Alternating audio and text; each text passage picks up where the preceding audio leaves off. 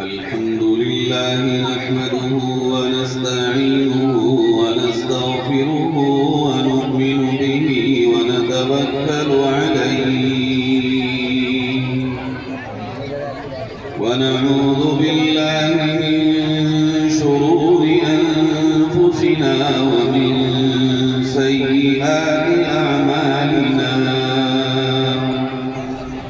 من يهده الله فلا مضل له ومن يضلله فلا هادي له ونشهد أن لا إله إلا الله وحده لا شريك له ونشهد أن سيدنا وسندنا وحبيبنا وشفيعنا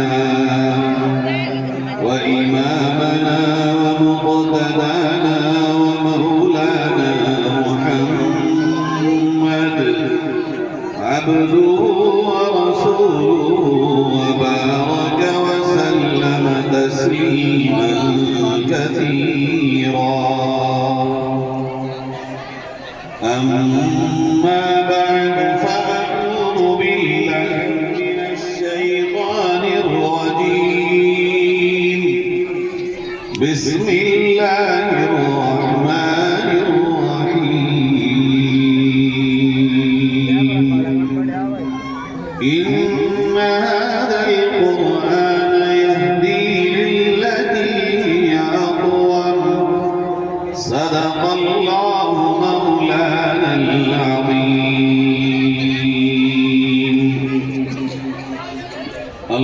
اللهم صل على سيدنا وعلى آل سيدنا ومولانا محمد كما صليت على إبراهيم وعلى آل إبراهيم إنك حميد مجيد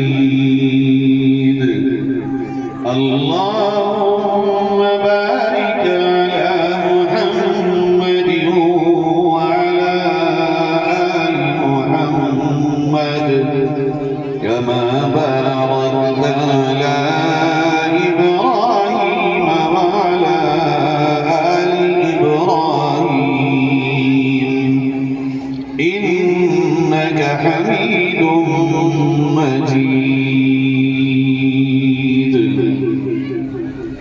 معزز علماء کرام دینی ایمانی بھائیوں بزرگوں نوجوان ساتھیوں سب سے پہلے ہم اللہ کا شکر ادا کرتے ہیں کہ اس نے ہمیں قرآن پاک کی اس عظیم نسبت پر یہاں جمع ہونے کی توفیق نصیب فرمائی اور دعا کرتے ہیں کہ اللہ رب العزت ہم سب کا قرآن کریم سے سچا تعلق قائم فرمائے اور قرآن کریم کو اس دنیا میں ہمارے لیے عزت کا نجات کا اور ہدایت کا ذریعہ بنائے قبر میں اللہ قرآن کو ہمارے لیے انیس و مونس بنائے اور بروز محشر ہمارے لیے قرآن کو شفاعت کا ذریعہ بنائے میرے بھائیوں میں اپنی بات کو اس طرح شروع کرتا ہوں کہ آپ آج سے لگ بھگ 150-200 سال پہلے چلیے اور دیکھیے کہ اس وقت اس ملک میں انگریزوں کی حکومت ہوتی تھی انگریز کی غلامی میں اس ملک کے رہنے والے لوگ اپنی زندگی گزارا کرتے تھے اور ان کے ظلم کا یہ عالم کہ اس ملک میں رہنے والا کسی بھی مذہب کا ہو وہ ظلم سے محفوظ نہیں تھا لیکن جو ظلم کی چکی میں سب سے زیادہ پستا تھا وہ مسلمان تھا 1857 میں اس ملک میں انگریزوں کے خلاف ایک بہت بڑی جنگ ہوئی جس میں سب سے زیادہ بڑھ چڑھ کر کے مسلمانوں نے حصہ لیا اور ساتھ میں برادران وطن کے ہر طبقے نے بھی حصہ لیا۔ وہ جنگ اتنی بھیانک اور اتنی مضبوط تھی اور اتنی پلان تھی کہ اگر کامیابی مل جاتی تو 1857 میں ہی یہ ملک انگریزوں کی غلامی کے پنجے سے آزاد ہو جاتا۔ اللہ کی مرضی رہی، 1857 میں انگریزوں سے اس ملک میں جنگ کو ہار گئے۔ اس کے بعد لوگوں نے لکھا ہے کہ مسلمانوں پہ ایسا ظلم شروع ہوا کہ دھرتی بھی کانپ گئی، آسمان بھی لرزنے لگا، زندہ انسانوں کی کھال جانوروں کی طرح اتاری گئی۔ زندہ انسان یعنی مسلمان بوریوں میں بند کر کے آگ میں جلا دیے گئے، انسانوں کو پھانسی پہ لٹکا دیا گیا۔ ایک غیر مسلم مورخ وہ یہ لکھتا ہے کہ میرے اندازے کے مطابق 1857 میں 5 لاکھ مسلمانوں کو انگریزوں نے قتل کیا۔ اور یہ تو ایک اندازہ ہے، حقیقت تو اس سے بہت آگے ہے۔ ایسی جنگ میں مسلمانوں نے بہت بڑا نقصان اٹھایا، مگر پھر بھی مسلمان ہمت نہیں ہارے اور انگریز کی غلامی کو قبول نہیں کیا۔ جو انگریزوں کا مرکز تھا، سینٹر تھا، وہ لندن تھا، برطانیہ میں۔ اس ملک میں جن انگریزوں کی حکومت تھی ان کی قیادت برطانیہ سے کی جاتی تھی، اور ان کی قیادت کرنے والی ایک خاتون تھی جس کا نام تھا ملکہ وکٹوریہ۔ 1861 کے دور میں اس نے ایک کمیٹی بنائی اور اس نے اس کمیٹی کے کام یہ حوالے کام کیا کہ جاؤ ہندوستان میں جائزہ لو، سروے کرو، گھومو، گاؤں میں جاؤ، قصبوں میں جاؤ، شہروں میں جاؤ، اور جا کر کے یہ پتہ کرو کہ آخر ہماری یعنی انگریزوں کی حکومت پورے طور پر ہندوستان میں قائم کیوں نہیں ہو پاتی، فلی پاور کے ساتھ ہماری گورنمنٹ ایکٹیو کیوں نہیں ہو پاتی۔ وہ کمیٹی آئی یہاں، اس نے گلی گلی، گاؤں گاؤں، قصبے قصبے اور شہر شہر جائزہ لیا، اور 3 سال سے زیادہ تک اس نے پورے ملک کا دورہ کیا، اور پھر وہ لندن روانہ ہوئی اور ملکہ وکٹوریہ کے حاضری دی اور اپنی رپورٹ کو پیش کیا۔ وہ رپورٹ میں بہت ساری نکات اور پوائنٹس تھے۔ انہوں نے جو بنیادی نکات اور پوائنٹس ملکہ وکٹوریہ کے سامنے رکھے، آپ دل سے سنیے کہ وہ بات جو میں آج کہہ رہا ہوں، اگر یہ بات ہماری بہت پہلے سمجھ میں آ گئی ہوتی یا دیر سے صحیح، آج بھی اگر سمجھ میں آ جائے تو صبح کا بھولا شام کو گھر آئے اسے بھولا نہیں کہتے۔ انہوں نے رپورٹ رکھی جس کے پوائنٹس اور نکات یہ تھے کہ محترمہ، ملک ہندوستان میں سب سے زیادہ ہمارے خلاف بغاوت کرنے والی جو کمیونٹی ہے، جو قوم ہے، جس مذہب کے ماننے والے ہیں، ان کا نام ہے مسلمان اور ان کا مذہب ہے اسلام۔ ہر جگہ بغاوت جو ہوتی ہے، جہاں انگریز میدان میں ہوتا ہے، سب سے بڑی تعداد بغاوت کرنے والوں کی اگر ہمارے سامنے آتی ہے تو وہ مسلمانوں کی ہوتی ہے، اور اس لیے ہوتی ہے کہ مسلمان قرآن پڑھتا ہے، قرآن پہ اس کا ایمان ہے، اور قرآن انہیں یہ پیغام دیتا ہے کہ ایک اللہ کی غلامی کے سوا کسی کی غلامی ہمیں منظور نہیں۔ لہذا محترمہ، جب تک ہندوستان کے مسلمانوں کے پاس قرآن ہوگا، یہ قرآن انہیں صبح بھی، شام بھی، دن بھی، رات بھی، کھیتوں میں بھی اور دکانوں میں بھی، امیروں کو بھی اور غریبوں کو بھی، جوانوں کو بھی، بوڑھوں کو بھی، مردوں کو بھی، عورتوں کو بھی پیغام دیتا رہے گا، تمہارا ایک مالک، اس کے سوا کوئی دنیا کا خالق نہیں۔ اگر آپ چاہتی ہیں کہ ہندوستان میں مسلمانوں کی ہندوستان میں انگریزوں کی حکومت پورے طور پر ہو اور کوئی مقابلہ نہ ہو، تو پہلا کام یہ کیجئے کہ ہندوستان سے قرآن کریم کے خاتمے کے آرڈر پہ سائن کیجئے کہ پورے ملک میں کہیں بھی قرآن کا ٹھیک ہے آگے بتاؤ کیا محترمہ دوسرا وہ پوائنٹ ہمارا اور وہ نقطہ کہ جس کو ہم لے کر کے آئے ہیں، اگر ہم نے قرآن کو مٹا بھی دیا تو یہ قرآن جہاں پڑھایا جاتا ہے ان کا نام ہے مدرسہ، ان کا نام ہے اسلامک اسکول۔ اگر یہ مدرسہ رہا اور قرآن ہم نے مٹا دیا تو یہ لوگ مدرسوں میں زبانی قرآن پڑھائیں گے، لہذا قرآن بھی مٹائیے اور جہاں قرآن پڑھایا جاتا ہے ان مدرسوں کے بھی نام و نشان ختم کر دیجئے۔ یہ دوسری آپ کی سب سے بڑی رکاوٹ آپ کی راہ سے دور ہو جائے گی اور ہٹ جائے گی۔ اور بتاؤ کیا محترمہ تیسری بات، اگر ہم نے قرآن ختم کر دیا، مدرسوں کو گرا دیا اور تباہ و برباد کر دیا اور انہیں بلڈوزر سے ڈھا بھی دیا اور مولوی کو چھوڑ دیا جو یہ مدرسے چلاتا ہے، جو یہ مدرسے میں پڑھاتا ہے، عالم دین قرآن کا پڑھانے والا قاری، یہ جو مدرسوں کو چلانے والا مولوی، اگر ہم نے اس کو نہیں مٹایا تو یہ کھیتوں میں جا کے قرآن پڑھائے گا، یہ بیٹھکوں میں جا کے قرآن پڑھائے گا، یہ جنگلوں میں قرآن پڑھائے گا، یہ بیابانوں میں اور صحراؤں میں قرآن پڑھائے گا۔ لہذا ضروری ہے کہ آغاز اس طرح ہو، مولوی بھی ختم ہو، مدرسہ بھی ختم ہو، قرآن بھی ختم ہو، اور جب یہ تینوں ختم ہوں گے تو آپ کی حکومت کی ساری رکاوٹیں ختم ہو جائیں گی۔ یہ کیا ہے پیغام؟ خالی انہوں نے یہ جائزہ رپورٹ اور سروے رپورٹ ہی نہیں دی بلکہ ملک وکٹوریہ نے اس کو اپروول دیا اور اس کے سگنیچر کیے کہ جاؤ تمہیں اختیار دیا جاتا ہے جا کر کے کام کرو۔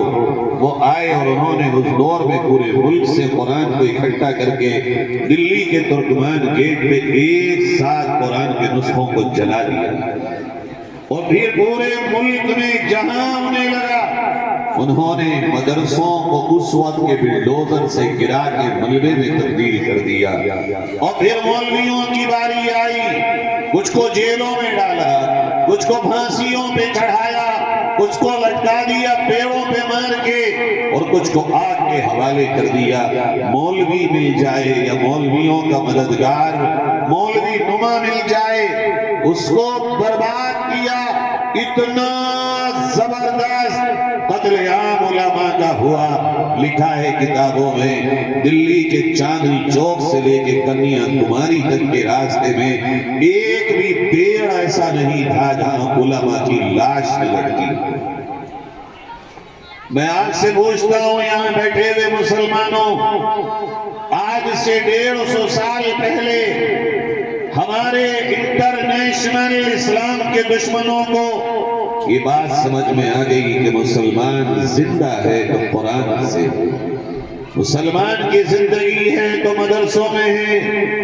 اگر مسلمان کی کشتی بھنور میں بھی تھم سکتی ہے تو یہ علماء تھام سکتے ہیں۔ یہ تمہارے بیچ میں کھوٹے کے مانند ہیں، اگر کھوٹا نہ ہو، بے لگام ہو، قوم منتشر ہو جائے، آدھی ادھر ہو، آدھی ادھر ہو اور آدھی ادھر ہو۔ یہ تین وہ ستون ہیں ہمارے اور آپ کے کہ اگر ہماری اور آپ کی زندگیوں سے یہ نکل جائیں تو ہمارے پاس کچھ بھی نہیں رہتا۔ آج غور کیجئے، ہمارے اور آپ کے گھروں میں اللہ نے قرآن کے پہنچا دیا، طاقوں میں رکھا ہوا ہے، مگر کشن پور کے اور آس پاس کے آئے ہوئے مسلمانوں اپنے پڑوس میں اور اپنے گھروں کے جوانوں سے جا کے پوچھنا کتنے مہینے ہو گئے کہ انہوں نے قرآن کھول کے ہی نہیں دیکھا، کتنے دن ہو گئے تم نے قرآن اپنے ہاتھ میں اٹھا کے اس کے ورقوں کو پلٹ کے پڑھا ہی نہیں ہے۔ اگر یہ قرآن ہمارے اور آپ کے پاس ایسے الماریوں میں، تاکوں میں، کپڑے کے شاندار غلافوں میں اور جزدانوں میں بندہ رکھا رہے گا، تو یہ بتائیے اس کو پڑھے گا کون؟ اس پر عمل کون کرے گا؟ کون لے کے جائے گا اس کو ساری دنیا تک؟ ہم اور آپ صرف پڑھنے تھوڑی آئے تھے، صرف عمل کرنے نہیں آئے تھے۔ ہمارا اور آپ کا کام تو یہ تھا قرآن کو پڑھ کے عمل بھی کرتے اور دنیا کے ایک ایک اس انسان کے پاس تک قرآن لے کے جاتے جو اللہ کے نبی کی تعلیم سے اور قرآن کے پیغام سے دور تھا۔ جانتے ہیں آپ، اللہ کے نبی صلی اللہ علیہ وسلم نے فرمایا القرآن غنى لا فقر بعده ولا غنى دونه۔ اس کائنات کی سب سے بڑی دولت اگر کوئی ہے تو وہ اللہ کا کلام قرآن مقدس ہے۔ فرمائے اس کے بغیر کوئی دولت نہیں۔ تم پیسے والے ہوا کرو، بڑی بڑی کوٹھیاں والے ہوا کرو، بڑی بڑی زمینوں والے ہوا کرو، بڑی بڑی گاڑیوں والے ہوا کرو، بڑی بڑی فیکٹریاں والے ہوا کرو، مگر اللہ کے نزدیک مالدار وہ ہے جس کے پاس قرآن کے ساتھ تو دنیا ہو، اور اگر قرآن کے بغیر دنیا ہے، سب کچھ ہو، قرآن نہ ہو، تو ایسا بندہ اللہ کے نزدیک فقیروں سے بدتر فقیر ہے۔ دیکھو یہ دولت جو روپیوں کی اور پیسوں کی ہے میرے آپ کے پاس، کب تک چلے گی؟ کتنے دن رہے گی؟ کیا آپ نے اپنے یہاں نہیں دیکھا کتنے لوگ ہیں وہ جن کے پیسے نے انہی کی زندگی میں ساتھ چھوڑ دیا؟ ایک لمحے میں انسان ادھر سے ادھر ہوتا ہے، ایک جھٹکے میں ہیرو سے زیرو، چلتے ہوئے کاروبار ایک لمحے میں انسان کے پٹ ہو جاتے ہیں۔ بڑے بڑے زمیندار کل ہوا کرتے تھے مگر اولادوں کے پاس آج کمانے کے لیے بھی کہ زمین سے پورتی ہو نہیں ہے۔ یہ دنیا ہے، یہاں مال کسی کا اگر ساتھ دے بھی گیا تو موت تک، مگر بہت بڑی تعداد وہ ہے جن کا مال موت سے پہلے ساتھ بھی چھوڑ دیتا ہے۔ اچانک انسان کے پاس ہوتا ہے، سب کچھ چل رہا ہوتا ہے، مگر بیمار ہو جائے یا کرنے والا دنیا سے چلا جائے فیملی میں، یا اور کسی حادثے کا شکار ہو جائے، اس کے گھر والے اس حال میں اپنا وقت گزارتے ہیں کہ انہوں نے خوابوں میں نہیں سوچا ہوتا۔ آج ہم نے اور آپ نے کامیابی اور عزت کا معیار صرف مال کو بنایا۔ ارے یہ مال تو آئی اور جائی چیز ہے۔ جو کبھی اپنی چوپالوں پہ بیٹھ کر حقے چلایا کرتے تھے، کیا تم نے نہیں دیکھا جن کی چوپالوں پہ کبھی حقہ ٹھنڈا نہیں ہوتا تھا، چائے ٹھنڈی نہیں ہوتی تھی، جن کی چوپالوں کی مجلسیں کبھی مشکی نہیں تھی، آج ان چوپالوں پہ بیٹھنے والے کہاں ہیں؟ کہاں گئے وہ چودھری؟ کہاں گئے وہ سیٹ؟ کہاں گئے وہ زمیندار؟ آج وہ چوپالیں ٹھنڈی ہوئی، کسی اور کی بیٹھک گرم ہو گئی۔ یہی ہے دنیا، کبھی ادھر آتی ہے اور کبھی ادھر آتی ہے۔ اللہ نے ہمیں آپ کو قرآن پاک میں بہت پیار سے سمجھایا اور یہ فرمایا میرے بندو ما عندکم ينفد وما عند اللہ باق۔ جو کچھ تمہارے پاس ہے یہ ختم ہونے والا ہے، کوئی چیز تمہاری باقی رہنے والی نہیں ہے۔ اگر باقی رہنے والی کوئی چیز ہے تو وہ جو تم اللہ کو دے چکے ہو، اللہ کی راہ میں لگا چکے ہو، جو کچھ تم جانی مالی اور وقتی چیزوں سے اللہ کے یہاں اکاؤنٹ میں جمع کروا چکے ہو، یہ ہے باقی رہنے والی۔ بقیہ ہر چیز ہے جو تم سے جدا ہو جائے گی اور تمہارا ساتھ چھوڑ دے گی۔ اچھا مال تو پھر بھی چھوٹی چیز ہے، لاؤ رشتوں کو دیکھ لو۔ یہ رشتے ہیں ہمارے اور آپ کے دنیا میں، کبھی کبھی رشتے دنیا میں جیتے ہوئے کام نہیں آتے، سگا بھائی بھائی کے کام نہیں آتا۔ جوان ہوئے صحیح چل رہے تھے سب کچھ، ایک بھائی ظالم بن جاتا ہے، ایک مظلوم بن جاتا ہے۔ دیواریں کھنچ جاتی ہیں، بٹوارے ہو جاتے ہیں، بھائی بھائی ہونے کے باوجود اپنے کو اپنا نہیں سمجھتا، غیروں کو اپنا سمجھنے لگتا ہے۔ آج کتنا بڑا طبقہ ہے وہ جو ہم سے شکایت کرتا ہے، مولانا بچپن میں ساتھ کھیلتے تھے، اگر بھیا کو کوئی کچھ کہہ دیتا تھا تو تڑپ جاتے تھے۔ آج بھائی وہی ہے، اللہ نے اسے عروج کیا دیا اور ہمارا ستارہ گردش میں کیا آیا، آج یہ سننے کو تیار نہیں، بولنے کو تیار نہیں، پاس بٹھانے کو تیار نہیں۔ ارے یہی ہے دنیا۔ اللہ نے کہا کوئی چیز تمہاری وہ نہیں ہے جو سدا تمہاری ہو، کب ساتھ چھوڑ دے کچھ نہیں پتا۔ ہاں ایک ہستی ہے جو ہر آن تمہارے ساتھ، وہ کبھی تم سے جدا نہیں اور تم اس سے دور نہیں ہو، تمہارے بہت قریب ہے۔ کتنا قریب؟ نہ ماں اتنی قریب، نہ باپ اتنا قریب، نہ بھائی اتنے قریب، نہ بیوی اتنی قریب، نہ بچے اتنے قریب، کوئی چیز تمہارے اتنی قریب نہیں جتنی وہ ہستی تم سے قریب ہے، اور وہ ہے اللہ کی ذات و اللہ کی بابرکت ذات، اللہ رب العزت۔ قرآن میں اللہ فرماتا ہے میں اتنا قریب ہوں تمہارے، وَنَحْنُ أَقْرَبُ إِلَيْهِ مِنْ حَبْلِ الْوَرِيدِ۔ یہ جو تمہاری شہ رگ ہے میں اس سے بھی زیادہ تمہارے قریب ہوں، میں وہ ہوں۔ ان اللہ علیم بذات الصدور، تمہارے دلوں کو بھیدوں کو جاننے والا، یعلم ما تسرون وما تعلنون، تم چھپاؤ یا ظاہر کر دو مگر مجھ سے پھر بھی کچھ نہیں سن سکتا۔ ان اللہ کان علیکم رقیبا، میں تو تمہاری نگہبانی کر رہا ہوں۔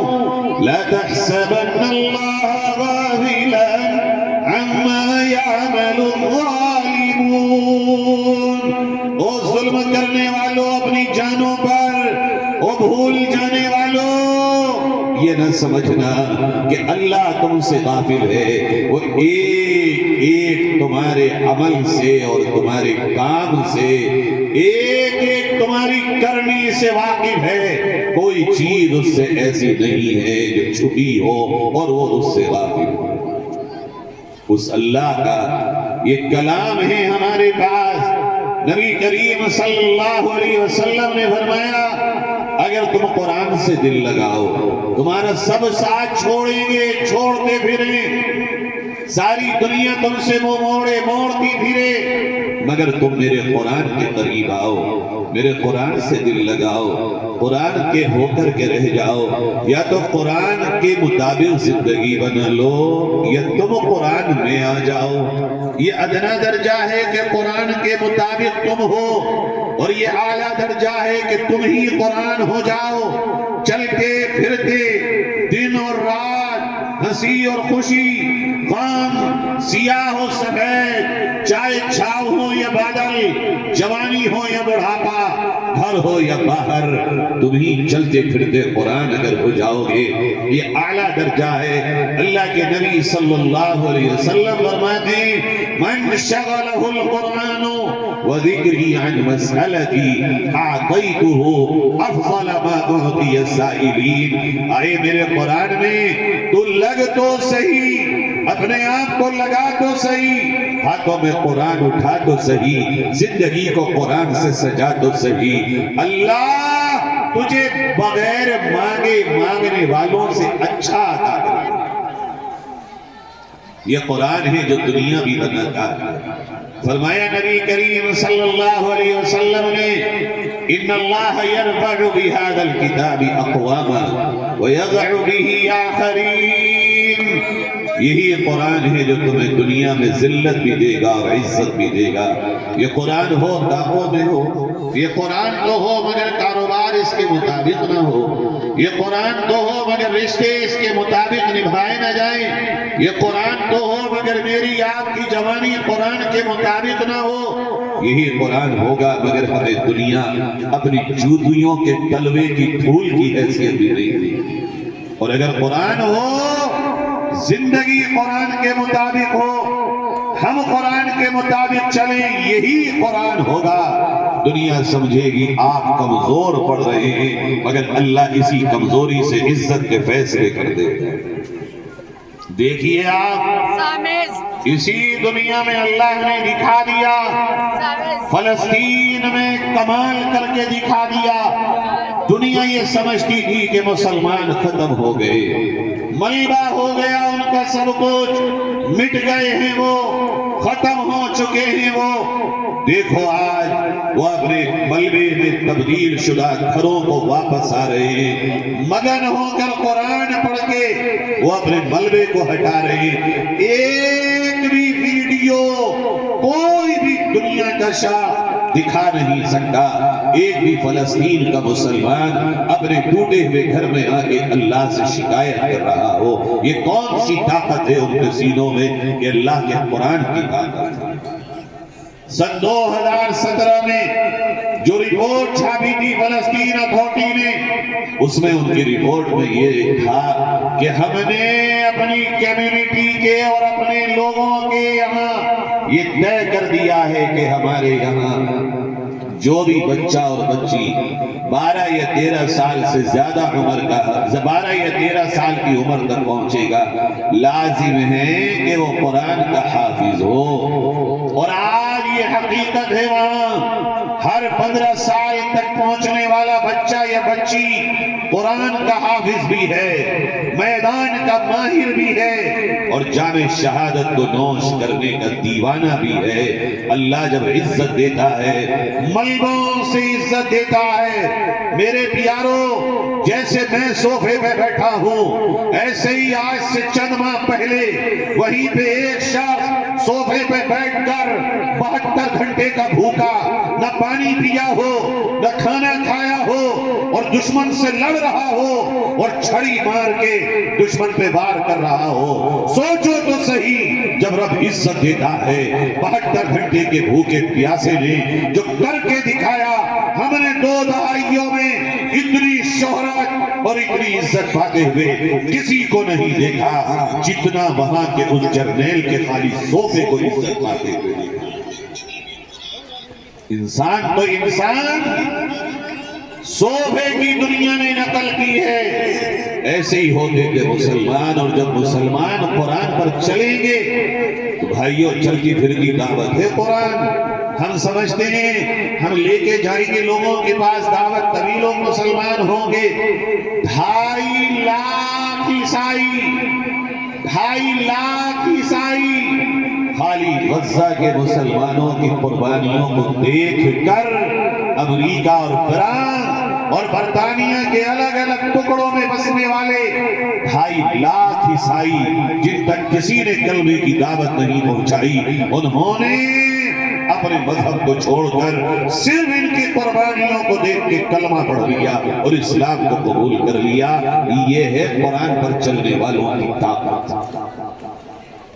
ہم نے آپ نے قرآن چھوڑا ہے، اس لیے دولت بھی ہے ہمارے آپ کے پاس، بہت کچھ ہے ہمارے آپ کے پاس، نہیں ہے تو عزت کی زندگی نہیں۔ آج اگر نہیں ہے تو ہماری آپ کی جانوں کی قیمت نہیں۔ اگر نہیں ہے آج، کیا وجہ ہے آپ سوچ لیجئے۔ نیشنل ٹیلی ویژن پہ اور ٹی وی پہ بیٹھ کر کوئی بھی آتا ہے اور ہمارے نبی کو کچھ بھی کہہ کے چلا جاتا ہے، حالانکہ انہیں پتا ہے یہاں ہیں مسلمان، مگر انہیں پتا ہے جھاگوں سے زیادہ قیمت کے نہیں ہے، کہ سینے میں وہ ایمان اور قرآن کی اہمیت نہیں ہے۔ کوئی بھی آتا ہے اور ہمارے اللہ کو کچھ بھی کہہ دیتا ہے۔ کیا ہے یہ چیز میرے عزیزو؟ اللہ نے ہمیں ابھی بھی دکھایا ہے کہ جاگو اور غفلت سے بیدار ہو جاؤ، ہوش کے ناخن لو اور دیکھو کہ تمہاری ہر مصیبت کا حل اگر ہے صرف قرآن سے ہے اور کسی چیز سے نہیں۔ یہ دنیا بھی ہماری بنے گی قرآن سے، اور یہ وعدہ کیا ہے ہم سے ہمارے نبی صلی اللہ علیہ وسلم نے کہ جو قرآن کو سینے سے لگائے گا اور اپنی زندگی قرآن کے مطابق بنائے گا، اللہ اس کی دنیا بھی بنا دے گا۔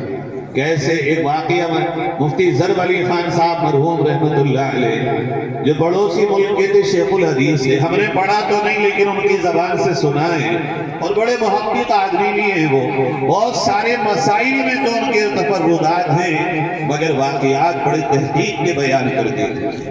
انہوں نے ایک واقعہ بیان کیا، حجت الاسلام حضرت مولانا محمد قاسم نانوتوی رحمت اللہ علیہ۔ وہ کہتے ہیں حضرت کے پڑوس میں ایک بنیا رہتا تھا جس کو لالا کہتے ہیں ہمارے یہاں، اور حضرت سے اس کا بڑا اچھا تعلق بھی تھا۔ انتقال ہو گیا، انتقال ہونے کے بعد ایک دن حضرت نے خواب میں دیکھا کہ لالا جی جنت میں گھوم رہے ہیں اور موج کر رہے ہیں جنت کی۔ حضرت نے پوچھا، لالا جی تمہارا یہاں کیا کام ہے؟ تمہارا راستہ تو ادھر والا تھا، تم یہاں کیا یہ شہد کی نہروں پہ موج لے رہے؟ یہ کیا تم یہاں دودھ کی نہروں پہ گھوم رہے؟ یہ جو تم یہاں محلوں میں سونے اور چاندی اور ہیرے اور جواہرات کے جھومروں میں مستی کر رہے، لالا جی تم کیسے آ گئے یہاں؟ کہنے لگے حضرت جی بتاؤں؟ کہاں بتاؤ؟ کہ حضرت جی آپ نا اپنے یہاں بیٹھک میں فجر کی نماز کے بعد روزانہ قرآن کی تلاوت کرتے تھے۔ یہاں کرتا تھا کہ حضرت جی جب آپ قرآن پڑھا کرتے تھے نا تو میں آپ کے دروازے کی آڑ میں کھڑا ہو کے آپ کا قرآن سنتا تھا، اور مجھے بہت اچھا لگتا تھا وہ قرآن۔ کئی بار میرے دل میں آیا کہ میں بھی آپ کا جیسا ہو جاؤں اور اس قرآن کو میں بھی سیکھ لوں، مگر جب میں گھر جاتا تھا تو ڈر جاتا تھا کہ دنیا کیا کہے گی، گھر والے کیا کہیں گے، خاندان والے کیا کہیں گے، اور میں خوف سے واپس ہو جاتا تھا۔ کئی سال تک میں آپ کے قرآن کو سنتا رہا حضرت جی۔ ایک دن میں بیمار ہو گیا اور بیماری اتنی بڑھ گئی، آپ کو پتا ہے کہ میری موت تک مجھے پہنچا دیا۔ مرنے سے ایک دن پہلے میں نے اپنے مالک سے بات کی اور میں نے کہا، اے حضرت جی کے پیدا کرنے والے اور میرے پیدا کرنے والے، میں جانتا ہوں کہ تو میری بات سن رہا ہے اور تو بھی جانتا ہے کہ مجھے میرے حضرت جی جو قرآن پڑھتے ہیں کتنا اچھا لگتا ہے۔ آج تک میں نے اقرار نہ کیا لیکن میں تجھے اپنے حضرت جی کے قرآن کا واسطہ دے کر تجھ سے مانگتا ہوں اور اقرار کرتا ہوں کہ جو مذہب، جو دھرم، جو طریقہ حضرت جی کا ہے میں اسے دل سے قبول کرتا ہوں۔ اگر تو مجھے صحت دے گا، چاہے زمانہ میرا مخالف ہو، میں جا کے حضرت جی کے ہاتھ میں وہ قبول کر لوں گا، اور اگر تو مجھے موت دے تو میرے سینے کو اسی سے بھر دے جو میرے حضرت جی کا ایمان ہے۔ اسی پہ اگلے دن میری موت ہو گئی اور پھر میں آیا، میری روح کو لے کر فرشتے پہنچے، اللہ نے فرشتوں کو حکم دیا اس کی روح جنت کے فرشتوں کے حوالے کرو، یہ میرا وہ بندہ ہے جس نے میرے ایک محبوب بندے کی تلاوت کا واسطہ دے کر مجھ سے ایمان کی بھیک مانگی۔ میری غیرت نے گوارا نہ کیا کہ میں اسے محروم کر دوں، میں نے اس کے سینے کو ایمان سے بھر دیا اور ساری زندگی کے گناہوں کو، شرک و کفر کو معاف کر دیا۔ کیا آج ہماری بیٹھکوں میں قرآن ہے؟ ہمارے گھروں میں قرآن ہے؟ کیا آج ہماری بیٹھکیں قرآن کی تلاوت سے سوری نہیں ہو گئی؟ کیا آج ہمارے گھر صبح کے وقت میں قرآن کی تلاوت سے سونے نہیں ہو گئے؟ ارے غیر تو غیر، ہمارے بچوں کے کانوں میں کب سے ہمارے گھروں کی قرآن کی تلاوت کی آواز نہیں گئی؟ عزیزو، اگر میرے آپ کے گھروں میں اور آپ ہی قرآن نہیں پڑھیں گے، آنے والی نسل کہاں جائے گی اور کس رخ میں جا کے کھڑی ہوگی؟ دیکھو میں سچ کہہ رہا ہوں، یہاں اس جلسے سے یہ پیغام اگر آپ لے جائیں گے کہ ہماری سب کچھ زندگی قرآن سے جڑ کر ہے، قرآن کے بغیر نہیں ہے، ہم طے یہ کر کے جائیں کیونکہ دنیا میں عزت قرآن سے، کامیابی قرآن کے ساتھ، جو ملے قرآن کے ساتھ لیں گے، قرآن کو چھوڑ کے کچھ نہیں لیں گے۔ اور یہ طے کر لیں اگر آپ لوگ کہ یہاں سے جانے کے بعد روزانہ فجر کی نماز کے بعد ہم سب سے پہلے قرآن کی تلاوت کریں گے، پھر کھانا اور کام کریں گے، تو یہ جلسہ بھی کامیاب اور رامپور سے میرا یہاں تک آنا بھی کامیاب اور ان بچوں کے سروں پہ دستار فضیلت کا بننا بھی کامیاب ہے۔ آپ ارادہ کریے انشاءاللہ ہم نیت کر دیں کہ روزانہ قرآن کی تلاوت کریں گے۔ بہت کم لوگوں نے آپ ہی کے لیے سب اٹھائیے، سارا مجمع کریں گے بھئی انشاءاللہ۔ اگر کسی نے نہیں پڑھا ہو بڑھاپے میں پڑھ لو قرآن۔ دیکھو دلی کے اوکھلا کے ڈاکٹر عبدالخالق صاحب کی ویڈیو دیکھو یوٹیوب پہ، وہ 60 سال کی عمر میں دارالعلوم وقت سے مولوی بن کے نکلے، بالکل سفید داڑھی ہے ان کی، حافظ بھی ہو گئے، مولوی بھی ہو گئے، اور کئی ہزار انہوں نے دل کے آپریشن کیے۔ اگر وہ چاہتے تو روزانہ کے لاکھوں روپے کمانے والے آدمی تھے۔ قرآن ایسی چیز ہے جب دل کو لگ جائے تو پھر لاکھوں کی اہمیت نہیں ہوتی، پھر تو یوں انسان اٹھا کے رکھ کے اللہ کے قرآن اور دین کی طرف چلا آتا۔ میرے بھائیوں چلو یہ دنیا ہو گئی، اب پہنچو قبر میں۔ کون گیا ساتھ میں؟ کوئی گیا؟ گیا کوئی؟ نہیں گیا نا؟ ارے یہاں تک کہ یہ کپڑے جو اپنی پسند سے پہنے تھے، سلوائے تھے ٹیلر سے پسند کے، دنیا نے تو یہ بھی کاٹ کے نکال لیے ہمارے اور آپ کے۔ اچانک ہم جنازہ ہو گئے، سارے رشتے ختم ہو گئے۔ یہی روایت ہے، دنیا کی ریت بھی یہی ہے۔ جب قبر میں رکھے گئے ہم، پٹلے لگا دیے گئے، چادر ڈال دی گئی، اور لوگ یہ کہہ رہے ہیں کہ دیکھ لو کوئی سوراخ نہ رہ جائے، جو مٹی گر جائے، کوئی یہ نہیں کہہ رہا ہے ہوا کے لیے سوراخ چھوڑ دو، گھٹن ہوگی اندر، سردی ہو رہی ہے لحاف رکھ دو، گرمی آئے گی انورٹر کا پنکھا لگا دو۔ ارے کہاں گئے سب وہ ہمارے ہمدرد؟ دنیا ہی نے یہ بتا دیا یہ ہمدردی تیرے جیتے جی تھی۔ اب جو تو جنازے کی چارپائی سے قبر میں اترے گا، تیرے ساتھ دنیا کا کچھ نہ جائے گا سوائے اس کے جو تو نے دنیا میں اللہ کے لیے کیا ہوگا۔ اب جو ہم قبر میں رکھے جائیں گے میرے عزیزوں، کوئی شے نہیں جو وہاں ہمیں ہمارا دل بہلا سکے، لیکن فرمایا پیارے نبی کریم صلی اللہ علیہ وسلم نے جب تو قبر میں پہنچے گا وحشت کا عالم ہوگا، گھبراہٹ ہوگی، ہولناکی ہوگی، تیرا دل ہوگا پھٹا جا رہا ہوگا، کلیجہ ہوگا کہ منہ کو آ رہا ہوگا، دم ہوگا کہ گھٹ سا رہا ہوگا۔ ایسے وقت میں اگر تو نے دنیا میں قرآن سے دل لگایا ہوگا، اللہ اس قرآن کو تیری قبر میں تیرا انیس بنا کر بھیجے گا، اور یہ قرآن آئے گا وہاں اور یہ کہے گا اے اللہ کے بندے، آج میں تیرا دل بہلانے تیرا دوست بن کے آیا ہوں، مت ڈر، تو نے دنیا میں مجھ سے وفا کی، آج اس وفا کو نبھانے پہ تیری قبر میں آ چکا۔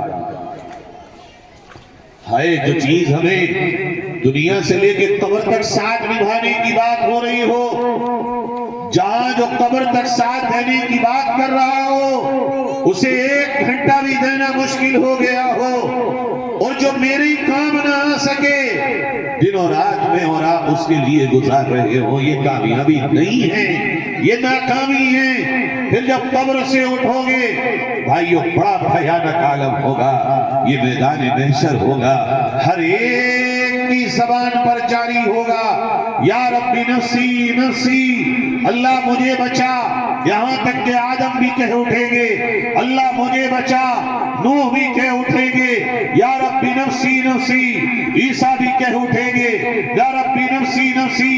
ایسے بھیانک، ایسے خطرناک اور ہولناک دن میں کوئی کسی کی حفاظت اور کسی کو بچانے والا نہ ہوگا۔ اس دن میں کہ جب لوگ اپنے ہی پسینوں میں ڈوب رہے ہوں گے اور خوف کا یہ عالم ہوگا کہ ان کی آنکھیں ٹھہر گئی ہوں گی، ان کے جسم اکڑ گئے ہوں گے اور ان کی گردنیں اکڑ چکی ہوں گی۔ مہدعین مقنعی رؤوسہم لا یرتد الیہم طرفہم وافئدتہم ہوا، سر ہوں گے ان کے جو اٹھیں گے تو اٹھے ہی رہ جائیں گے، آنکھوں کی پتلیاں جہاں جمے گی جمی رہ جائیں گی، دل ہوگا کہ بولے لے رہا ہوگا۔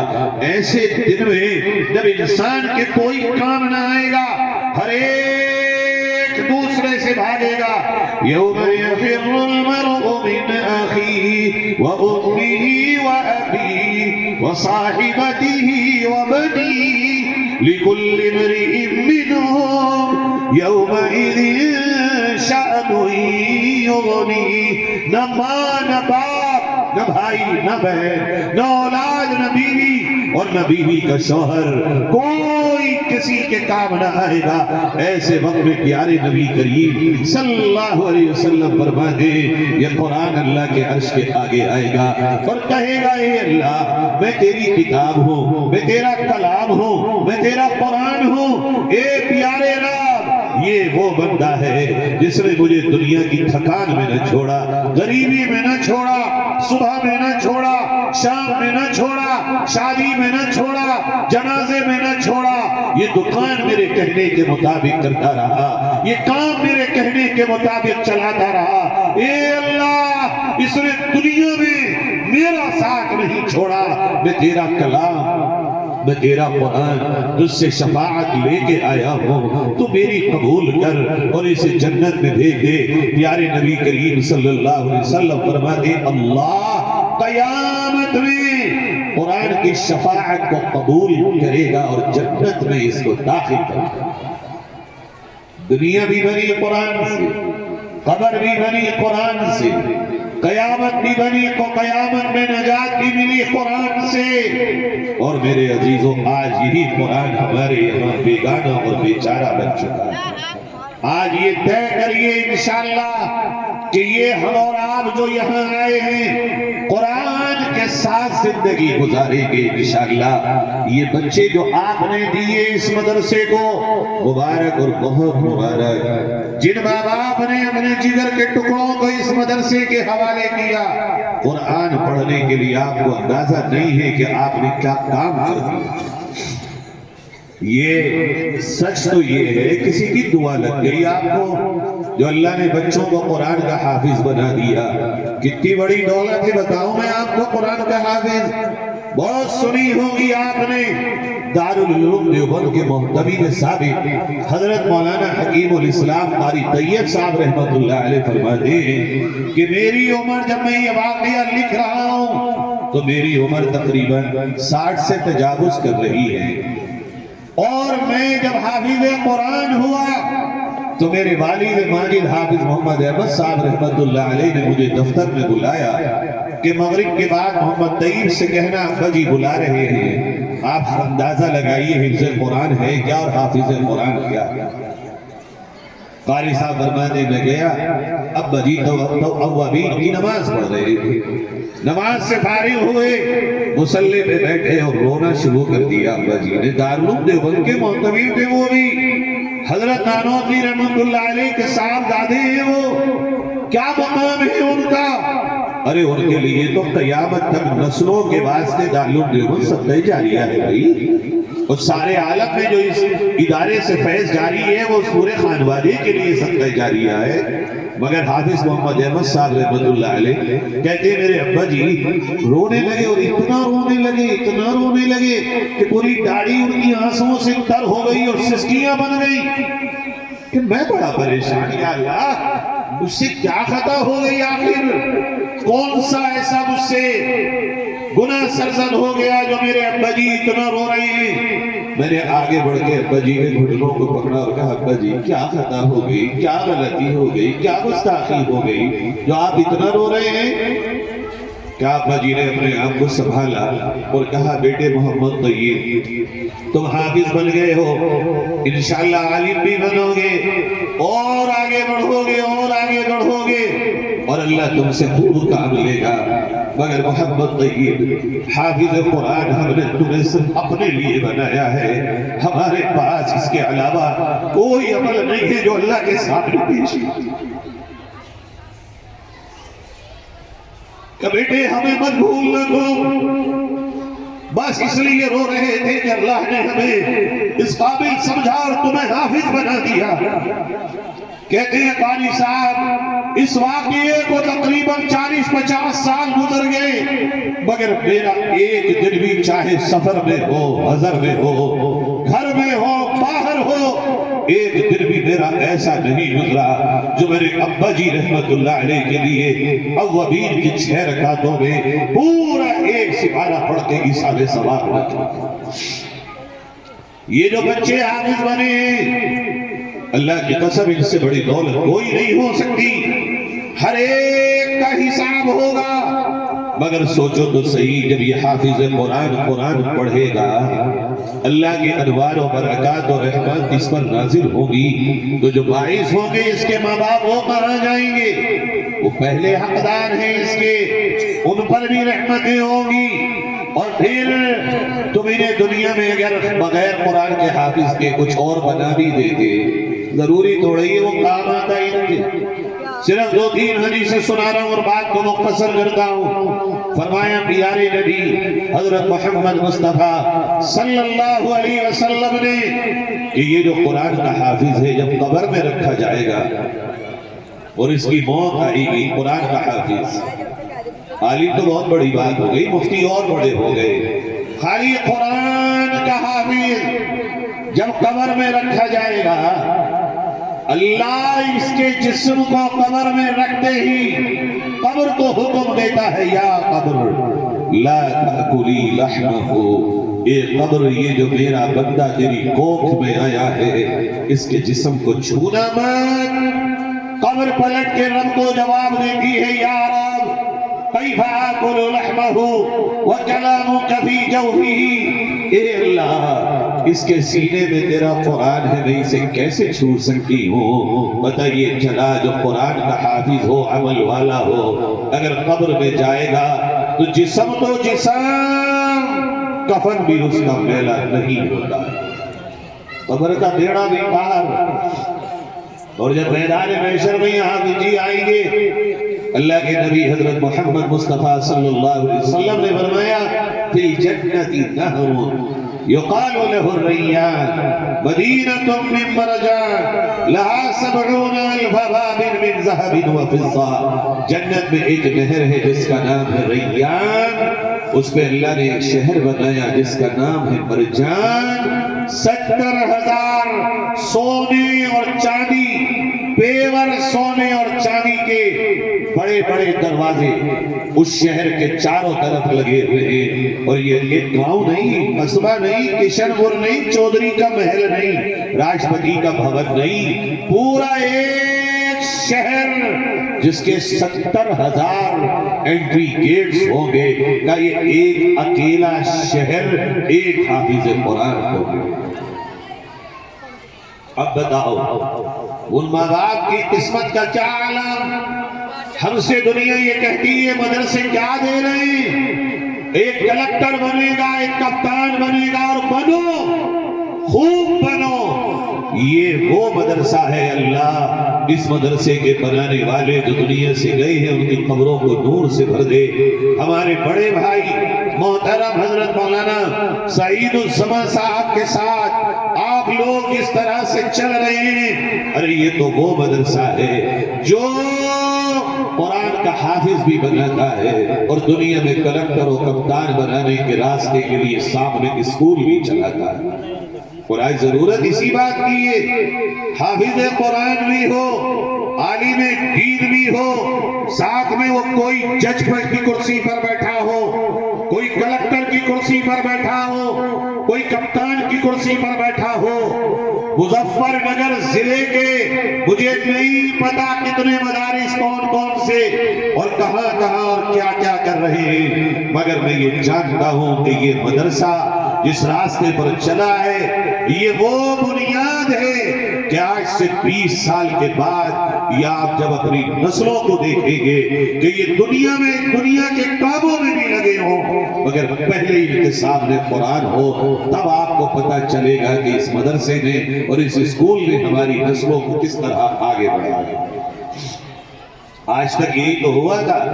انگریزوں نے یہی تو ہمارے بیچ میں تفریق ڈال دی تھی کہ بھئی اسکول والوں تمہیں دین سے کوئی مطلب نہیں, تم مشنڈے بن جاؤ, بالکل تمہیں دین سے کوئی تعلق ہی نہیں. اور مدرسے والوں تمہیں انگریزی, Hindi, math, science, chemistry, bio اور تمہیں کسی اس طرح سے کوئی تمہارا کوئی تعلق نہیں ہے, تم ادھر کے ہو جاؤ, تم ادھر کے ہو جاؤ. آدھی قوم تو ایسی بٹ گئی, ادھر والے کے ادھر والے غلط, ادھر والے کے ادھر والے غلط, ادھر والے کے مولوں کو کچھ آتا نہیں, مولوی کے تمہیں دین نہیں آتا. اس کھائی کو کاٹنے کا کام مولانا سعید الزمان کے ساتھ آپ لوگوں نے کر کے دکھا دیا. اور اس دور میں انٹر کی مانیتا وہ بھی سائنس سے ہو جانا, جہاں مدرسے اور اسکولوں کو بند کرنے کی بات ہو رہی ہو, آپ سوچ نہیں سکتے کتنی بھاگ دوڑ, کتنی محنت, کتنی کاوش, کتنی جدوجہد اس کے لیے ہوئی ہوگی.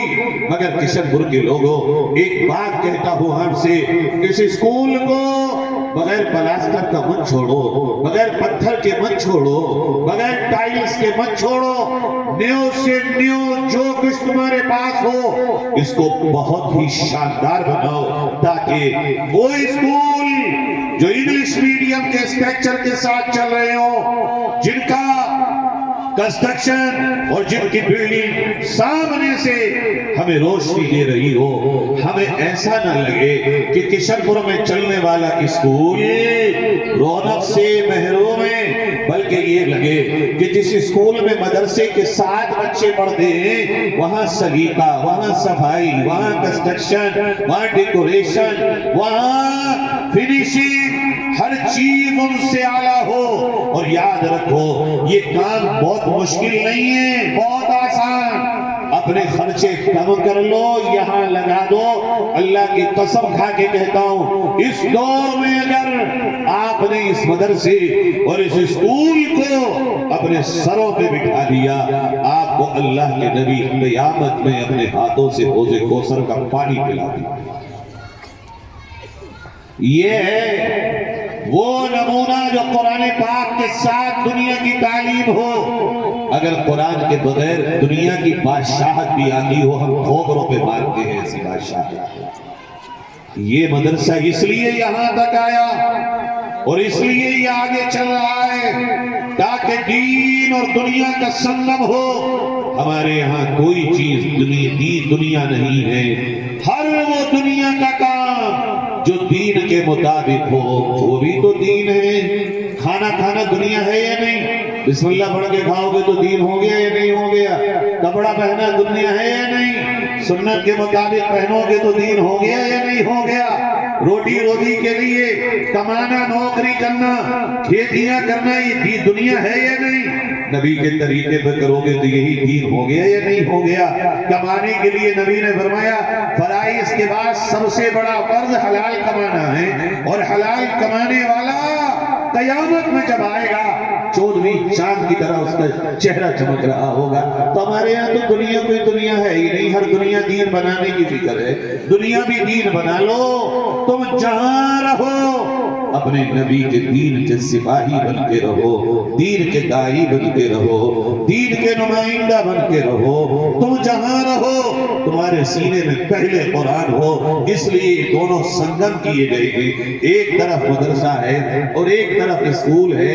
میں آپ کو بتا نہیں سکتا, سن 2015 میں جب یہ بیڑا میں نے اٹھایا تھا, لوگ کہتے تھے مولوی انصار دیوانہ ہو گیا, کیا باتیں کرتا ہے, یہ مدرسے میں اسکول پڑھوائے گا, یہ مدرسے والوں کو اسکول چلوائے گا.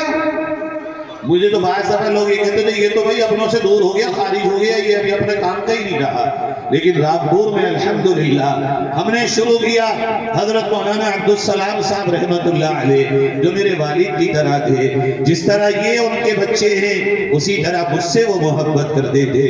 کئی وجوہات سے حضرت جب گئے اور دیکھا, اتنی دعائیں دی, ہم نے نظام بنایا حفظ قرآن کے ساتھ اسکول کی تعلیم, عربی درجات کے ساتھ اسکول کی تعلیم, عربی پنجم ہمارے یہاں سے کر کے بچہ اور انٹر کر کے دارالعلوم دیوبند آتا ہے. اس سال بھی اور پچھلے سال بھی بڑی تعداد میں الحمدللہ بچے داخل ہوئے. اب دنیا کہہ رہی ہے بھئی چلے گا تو یہی ماڈل چلے گا.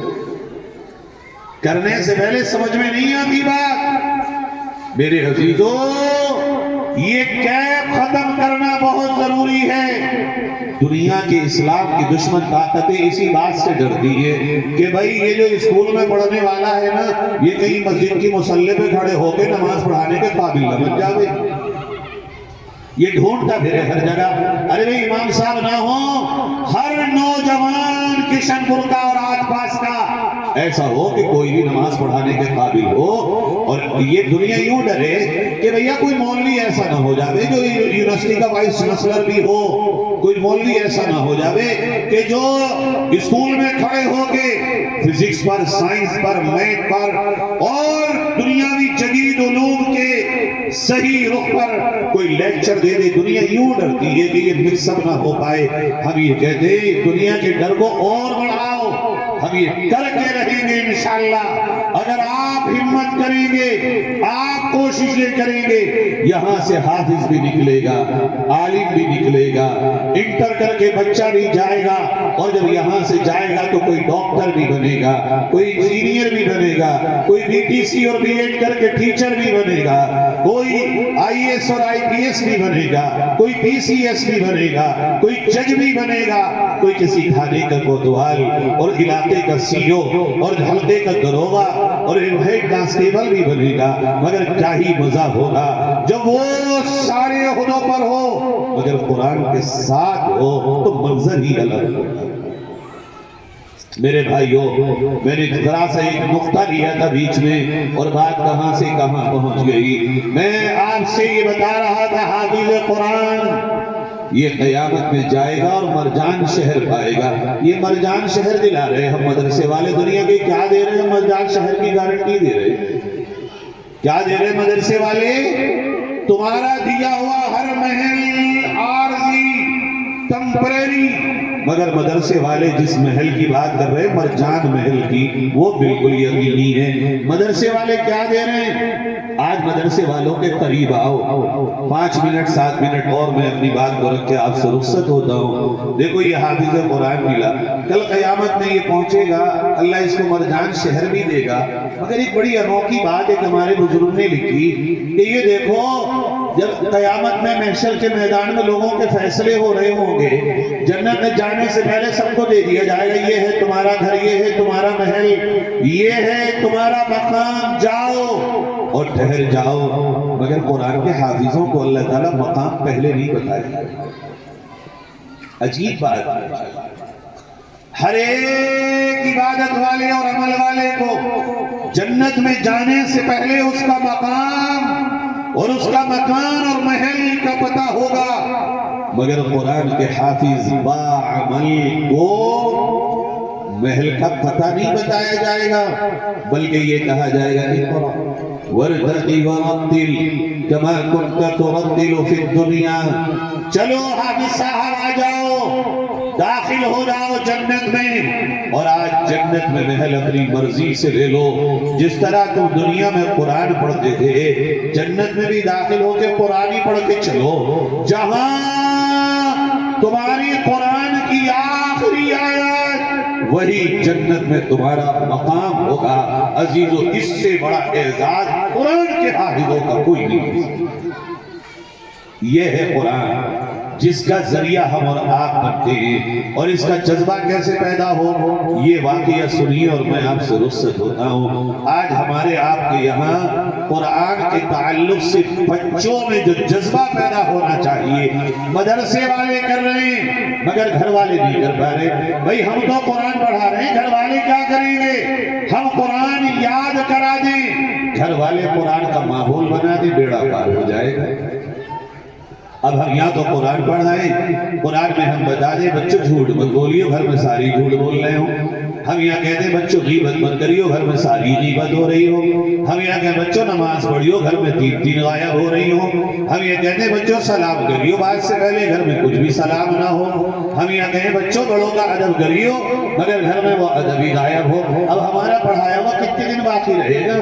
ہم بتائیں، گھر والے ماحول سکھائیں تو بچوں میں کیا جذبہ پیدا ہوتا ہے سنیے۔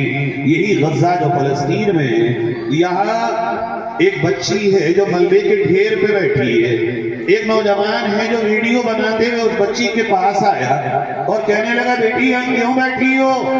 کہا بھائی ہمارا یہ جو پیچھے آپ ملبہ دیکھ رہے ہیں کہ ہاں، کہا اس میں میرا گھر تھا، میری امی بھی تھے، میرے ابو بھی تھے، میری امی تھی، ابو تھے، بھائی تھے، بہن تھے، سب شہید ہو گئے، بس میں ایک اکیلی اور یہ میری ننھی بہن جو میری گود میں ہے تو 2.5 برس کی یہ رہ گئی ہے۔ کہا بیٹی ٹھیک ہے، شہید ہو گئے، گھر بھی ٹوٹ گیا تو خیموں میں چلو، وہاں جہاں خیمے ہیں تمہارے برابر اور بھی بچے اور بچیاں ہیں، وہاں چلو گی تو تمہارا دل بہل جائے گا۔ کہنے لگی بھائی بات تو صحیح کہہ رہے ہو آپ، مگر میں بتاؤں میری امی شہید ہونے سے پہلے مجھ سے یہ کہتی تھی کہ بیٹی تو قرآن کی حافظہ بننا، اور جب تیرا قرآن کا حفظ مکمل ہوگا میں تجھے بازار لے کے چلوں گی اور تجھے نئے نئے کپڑے دلاؤں گی، کھلونے دلاؤں گی، اور میری امی مجھے قرآن کا خود حفظ کراتی تھی، وہ بھی قرآن کی حافظہ تھی۔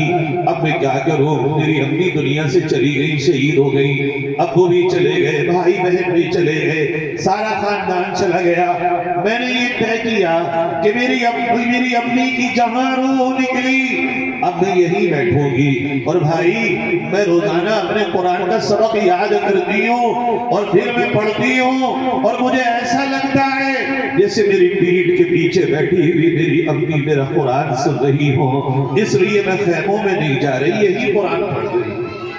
اس نے کہا بہن بات تیری صحیح ہے، تو یہاں رہے گی مگر یہ تو بتا کھائے گی کیا، پیے گی کیا، جیے گی کیسے؟ تو یہاں گھر بھی نہیں تیرا، پانی تیرے پاس نہیں، کھانا تیرے پاس نہیں۔ او بھائیو، جب بچوں میں جذبے پیدا ہوں تو یہ بچے کتنی اونچی اڑان اڑتے ہیں۔ اس ننھی سی بچی نے اپنے پیر کے نیچے سے گھاس نکالی اور کہا پچھلے 7 دن سے میں اس گھاس کو کھا کھا کے قرآن پڑھ رہی ہوں، اللہ نے بھوک کی وجہ سے مجھے اب تک موت نہیں دی، آگے بھی موت نہیں دے گا، مگر میں قرآن کے حفظ کو مکمل کیے بغیر یہاں سے نہیں جاؤں گی۔ وہ کہتا ہے بہن بات تیری ٹھیک ہے، مگر میں تجھ سے کہتا ہوں چل، کہا نا میری ایک ہی خواہش، میں یہاں رہوں اور جس دن میرا قرآن مکمل ہو اسی دن اللہ مجھے شہادت دے دے، تاکہ میں امی کے پاس پہنچوں اور میں کہوں کہ میں آپ کی ارادے کو اور تمنا کو پورا کر کے آئی ہوں۔ اور پھر وہ جو یہ کہتی ہے اگلی بار کہ بھائی آپ ویڈیو بنا رہے ہیں، کہاں کہ اس ویڈیو کو ہر مسلمان تک پہنچانا، میں ننھی سی چڑیا ہوں، میں معصوم سی کلی ہوں، میرے امی ابو، میرے بھائی بہن، میرا گھر بار سب کچھ ختم ہو گیا، مگر میں نے قرآن کو نہیں چھوڑا ہے اور اللہ سے شکوہ نہیں کیا ہے، مگر قیامت ہوگی، عدالت خدا بندی ہوگی اور میں اللہ کے عرش کے سامنے آؤں گی اور کہوں گی اللہ ہم نے سب کچھ کھو کر بھی تیرے قرآن سے ناتا نہ توڑا، تجھ سے شکایت نہ کی، اللہ تجھ سے شکوہ نہ کیا، مگر اے اللہ جنہیں ہمارے بہتے خون نے بھی نہ جگایا، جن کے ماں باپ تھے پھر بھی وہ تیرے دین پر نہ آئے، اللہ جن کے گھروں کے سائے تھے پھر بھی انہوں نے تیرے قرآن کو چھوڑا، اللہ آج انہیں تم پکڑ، میں اللہ سے ساری دنیا کے ان مسلمانوں کی شکایت کروں گی۔ پیارو اگر وہ بچی میرے اور آپ کے دامن کو بروز محشر پکڑ لے گی بڑا مشکل ہوگا چھڑانا۔ دیکھو دور ایک ہی ہے، اللہ کا شکر ادا کرو، پڑھانے کو مدرسے ہیں، اسکول ہیں، پیار کرنے کو ماں باپ، محبت کرنے کو بھائی بہن ہیں، سب کچھ ہے آج۔ شکوے مت کرو، محنت کرو، مال کی قربانی دو، اپنے وقت کو لگاؤ اور اپنے بچوں کو بناؤ، اللہ پاسے کو یوں پلٹ سکتا ہے، ہر چیز اس کے حکم کی محتاج ہے۔ آئیے ارادہ کریں ہم سب یہاں جتنے بھی ہیں اپنی زندگی کے اس مقصد کو لے کر یہاں سے اٹھیں گے. اللہ کہنے سننے کے مطابق ہمیں عمل کی توفیق نصیب فرمائے. میں مبارکباد دیتا ہوں مولانا سعید الزماں صاحب کو، آپ کے پورے اسٹاف کو، آپ کے تمام معاونین کو، اور آپ کے مدرسے سے جڑے ایک ایک بھائی کو. آپ ایک انقلاب کی طرف جا رہے ہیں. اللہ آپ کے اس کام کو بری نظروں سے بچائے، حاسدین کے حسد سے حفاظت فرمائے. میرے بھائیوں، ہم سب مل کے آج یہ عہد کریں انشاءاللہ ہاتھ اٹھا کر کہ ہم سب دین کے لیے سب سے زیادہ قربانی دیں گے. اللہ قبول فرمائے. وآخر دعوانا ان الحمدللہ رب العالمین.